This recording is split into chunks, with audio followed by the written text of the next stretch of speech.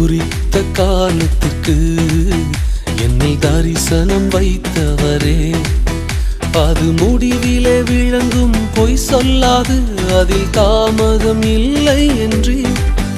அது முடிவிலே விளங்கும் பொய் சொல்லாது, அதில் தாமதம் இல்லை என்று.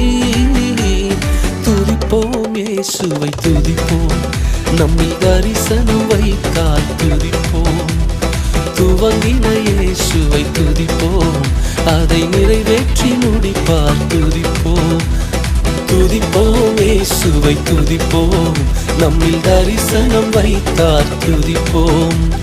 துவங்கின இயேசுவை துதிப்போம், அதை நிறைவேற்றி முடிப்பார் துதிப்போம். குறித்த காலத்திற்கு என்னில் தரிசனம் வைத்தவரே, குறித்த காலத்திற்கு